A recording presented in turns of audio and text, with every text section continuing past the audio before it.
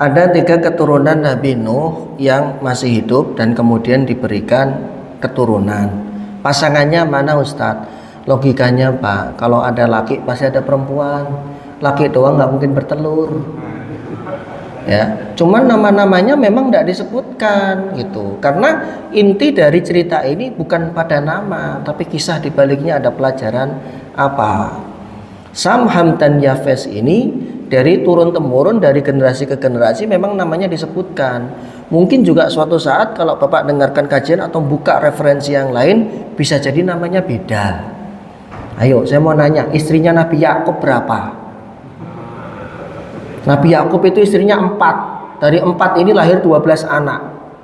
Ya, ada namanya Rahel, ada namanya Lubna, ada namanya siapa begitu. Tapi kalau kita buka dalam referensi yang lain, mungkin namanya beda. Nama itu tidak terlalu penting. Yang penting faktanya Quran menyebutkan waja'alna dzurriyyatahu humul baqin. Kami jadikan hanya keturunan Nabi Nuh saja yang melanjutkan keturunan atau memiliki anak keturunan seperti itu. Jadi pasti ada perempuannya, ya.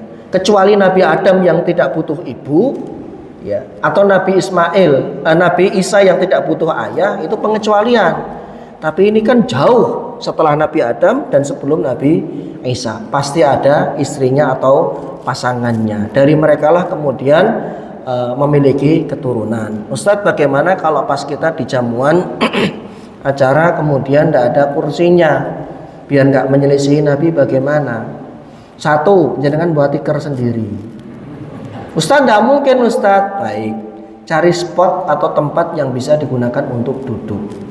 Dan ingat ya jamaah, ini disiarkan secara live juga, panjenengan atau antum yang melakukan atau mengadakan acara jamuan semacam itu, kok niatnya dari awal tidak disediakan kursi untuk makan, maka panjenengan menanggung dosa semua orang yang hadir, kemudian standing party makannya sambil berdiri. Ustadz, saya cuma ngundang 1000 orang, kursinya berapa? 20, berarti yang 980 itu makan sambil berdiri, jenengan nanggung dosa mereka. Tapi enggak inilah Ustaz, enggak Gen Z lah Ustaz. Gen Z itu kan ya makan ya begitu. Ya itu urusan Anda, nanti berhadapan sama Allah. Jangan seperti itu ya. Sediakan tempat duduk. Karena yang kita undang itu ada muslim-muslim yang taat, yang mereka tidak mau membaur dengan western. Mereka tetap makan pakai tangan kanan, mereka tetap makan sambil duduk. Atau kalau memang sudah ada kemungkaran, itu salah satu kemungkaran itu Pak dalam pesta, sebuah pesta. Kewajiban kita untuk hadir bisa gugur. Kan gini, undangan itu wajib didatangi. Undangan, selama tidak ada kemungkaran. Kalau ada kemungkaran, kewajibannya gugur. Wah, ini kayaknya standing party ini. Jangan sudah sampai, bener. Pilihannya salaman doang kemudian pulang atau makan.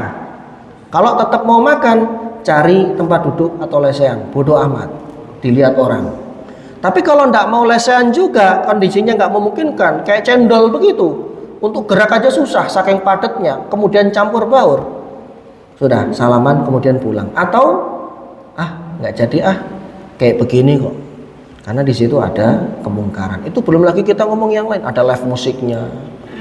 Ya, penyanyinya mohon maaf pakaiannya kebuka dalam tanda kutip seperti itu, bajunya seksi dan lain-lain. Wah, ini malah tidak baik.